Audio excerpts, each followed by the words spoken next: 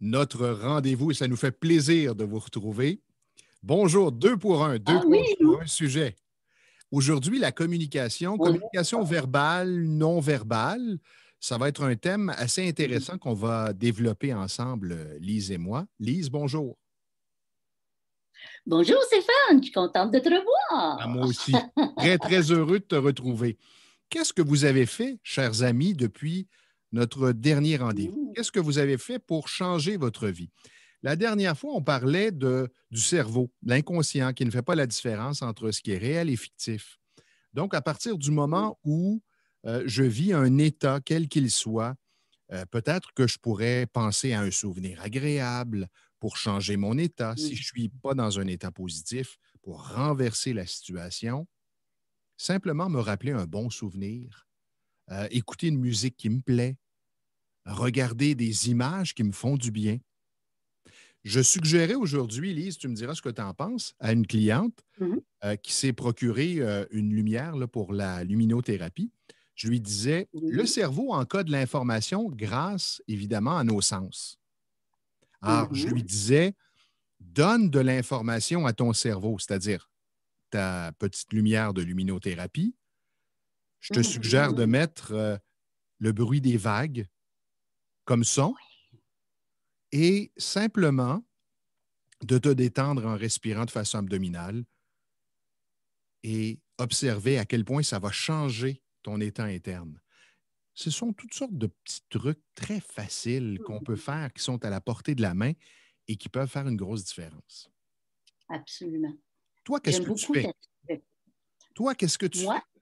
Oui, qu'est-ce que tu fais pour changer ton état lorsque tu es en... je ne sais pas si ça t'arrive d'être en colère. ça m'arrive pas souvent, mais ça m'arrive. Alors, qu'est-ce que tu Surtout fais? avec l'informatique, là. Avec Oui, c'est ça. l'informatique. Ah, ça, c'est vrai. Ouais. Ça, on a beau être patient, résilient, là, parfois, ça vient à bout de tout ça. Donc, qu'est-ce que tu fais lorsque tu n'es pas dans un état optimal? La première chose que je fais, c'est que je l'accepte. Je me dis, là, je suis en train de critiquer. Puis, je critique pas souvent des vrais mots, mais je me critique dans ma tête. Et là, je prends conscience que moi-même, je ne suis pas dans un bon état. Moi, j'aime beaucoup travailler avec la respiration. Et là, je prends 2 grandes respirations, puis je me dis, bon, qu'est-ce que je peux faire pour sortir de cet état? Je ne veux pas passer ma journée dans cet état. Et je me dis, je ne laisse personne ni aucune situation prendre ma paix, ma joie de vivre. Et là, je me ferme les yeux et je m'en vais de l'autre côté. Je parle toujours d'un côté et de l'autre, évidemment. Et je me dis, bon, qu'est-ce que je peux faire? Alors là, je choisis soit de rester 5 minutes en forme de méditation, les yeux fermés, aller chercher ma belle énergie qui m'habite de façon assez continue. Et dès que je suis là-dedans, pouf, je prends ma journée, c'est fini. Et je trouve pas que c'est dur, ça. Ou des fois, je vais me dire, quand quelque chose arrive que j'aime pas, je dis, ah non, je vais pas être dans le noirceur. Pour moi, Une rester image dans forte. un état euh, de colère, de déception, de peine, c'est les états qui ne nourrissent pas un bon comportement, une bonne journée. Alors je me dis, ah bon, il y a de la lumière, il n'y a pas juste de la noirceur dans la vie, hein, les polarités. Autre thème. Est-ce que je choisis la lumière ou la noirceur? J'aime ça. Oui, Ça oui, parle, c'est très, très visuel. oui. Et j'ai le choix, et j'ai la possibilité de choisir. Selon moi, Stéphane, si je ne choisis pas, je laisse la situation, je laisse l'événement, je laisse l'autre personne me prendre. Alors, je ne choisis pas. Je lui donne tout, je dirais même ma maîtrise de moi. Je la laisse tout aller à l'extérieur. Que ce soit la situation, comme je disais, que ce soit une personne. Et dès que je veux la reprendre, mais d'après moi, il faut reconnaître. Si je ne reconnais pas, je laisse ça sur le tapis. Je fais des blagues des fois avec mes clients. Je dis, le tapis va être tellement haut, le divan va remonter. Exactement. Et ça va influencer la communication qu'on va établir avec l'autre. Notre état interne va Mhm. influencer notre ton de voix, notre attitude. Oui. Et comme aujourd'hui, le sujet, c'est la communication, entre autres non verbale, Mhm. forcément, le ton de la voix, l'énergie, peut-être Oui, le choix des mots, ben, tout ça va être influencé par notre état interne. absolument. C'est très puissant, notre État. Très, très, très. Absolument. Est-ce que tu connais Albert Mehrabian? Non, je ne connais pas. Alors, c'est un psychologue qui était professeur à l'Université de la Californie Mhm, et c'est celui qui a vraiment étudié la communication. Alors, mhm. la communication de façon globale, parce qu'on pense que communiquer, c'est les mots, hein, les mots qu'on exprime, mais c'est beaucoup plus que ça. En fait, il a décortiqué en pourcentage. Donc, la communication correspond à 55 à ce qu'on appelle la communication visuelle. Les expressions du visage, le langage corporel, ce qu'on appelle le Mhm, non-verbal. mhm. 38 la communication vocale, les intonations, le son de la voix, et 7 verbal, la signification des mots. Oui, tout à fait. Alors, il y a peut-être des sceptiques dans la salle. Lorsque vous allez dans un pays, si vous ne parlez pas la langue et que vous avez besoin, par exemple, d'aller à la salle de bain, Mhm. croyez-moi que vous allez vous faire comprendre avec les gestes, avec votre énergie, votre intention. La personne va finir par deviner ce que vous recherchez et vous répondre, même si vous ne parlez pas la même langue. C'est donc important de comprendre si je suis dans un bon état, alors si je t'écoute et qu'à l'intérieur de moi, ça, je ne sais pas, moi, je suis pas à cet endroit, je pense, je suis préoccupé par autre chose, probablement que tu vas le lire dans mon visage, tu vas le percevoir dans mon énergie, dans mon ton de voix. Mhm. Alors, c'est tellement important d'être attentif. Ce que je dis souvent, c'est écouter avec ses oreilles et avec ses yeux. Mhm. Oui, J'entends quelque chose, mais ce que je vois, est-ce que ça correspond à ce que j'entends? tout à fait. La congruence. Oui, ça me fait penser à l'expression, Stéphane, sûrement que la plupart l'ont entendue. Je la trouve cocasse quand on nous dit assure-toi que tes bottines suivent les babines Ouais. de cohérence. J'ai un bon exemple. Dans ma jeune carrière, j'avais un patron, évidemment, et on se rencontrait une fois semaine pour faire la mise au point, tout ça. J'arrivais avec mon cahier, ma tablette, toutes mes notes.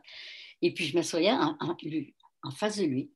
Et lui, il était, euh, il était comme ça, il y avait un crayon, puis il y avait oui, Lise, vas-y, je t'écoute. Oui, oui. Et quand il avait les yeux, il me posait une question, puis j'en avais déjà parlé.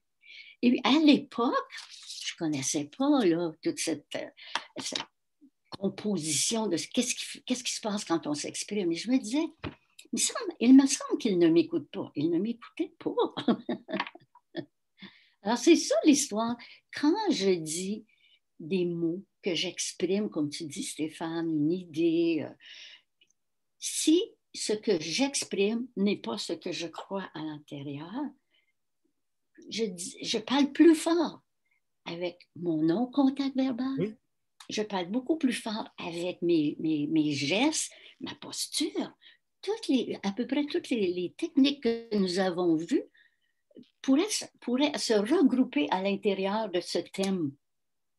Dimanche, il faut que je vous raconte, j'ai dit ça, là, c'est parfait pour un exemple pour le prochain podcast. J'étais dans un métro, pas un métro, alimentation.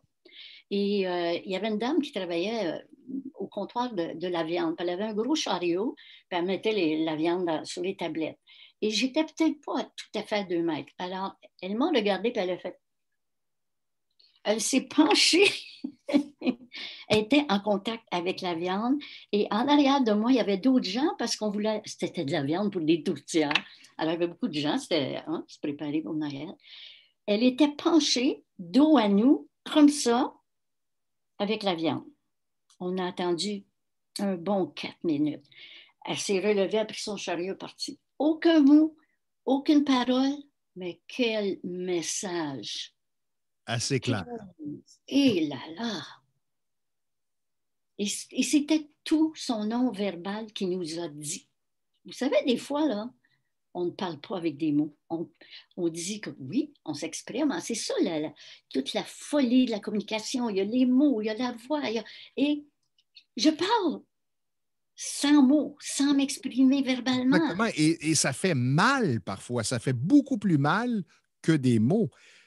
Ton exemple me rappelle, alors que je fréquentais une école privée au secondaire, pour ne pas la nommer, le séminaire salésien en Estrie à Sherbrooke, et on n'était que des gars.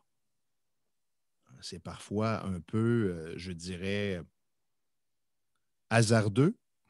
C'est parfois un peu difficile d'enseigner à des gars dans une classe au secondaire. Lorsque le professeur s'absentait et que c'était un suppléant qui était là, c'était comme non dit. On n'en avait jamais parlé, mais il fallait le tester. Et je me souviens d'un suppléant là, qui essayait de nous faire croire qu'il était autoritaire. Ça suffit, là. Mais on le sentait tellement nerveux. D'ailleurs, il tremblait d'une main. Puis son ton de voix était haut, la voix était chevrotante. Personne ne l'a cru.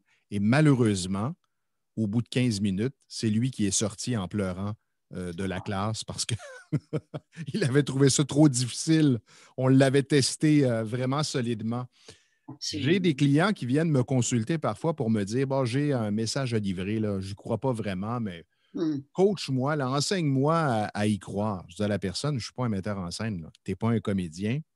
On va apprendre à se dire les vraies choses, puis on va s'asseoir, puis on va regarder si dans ton message, il y a quelque chose qui t'interpelle vraiment, sur lequel on pourrait insister davantage. Puis le reste, peut-être peux-tu voir avec ton patron si tu peux mettre ça de côté. Si tu n'y crois pas, comment tu veux faire passer ton message? Exactement. Le message, c'est la tête, c'est le cœur, c'est les mots, c'est le physique.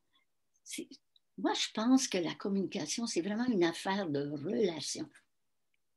Bien, tout à fait. Quand je m'exprime, quand je communique, immédiatement, ça crée une bonne relation ou une mauvaise relation ou une relation mitigée parce que notre cœur, notre corps, avec les pourcentages que tu as donnés, Stéphane, parle tellement plus fort que les mots. Puis moi là, tu m'as volé mon punch. Encore une fois, je t'ai coupé l'herbe sous le pied. C'est correct de faire ça parce que moi, c'est ça ce que j'allais faire avec les pourcentages, les valeurs de chaque dimension. J'allais leur faire deviner avant de leur donner. Alors, on pourra revenir là-dessus éventuellement et le faire sous forme de quiz. Ça pourrait être intéressant, effectivement.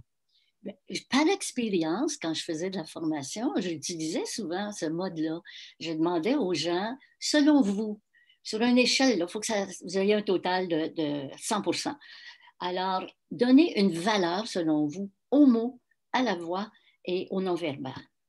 Jamais personne n'a donné plus au non-verbal. On donnait beaucoup plus aux mots.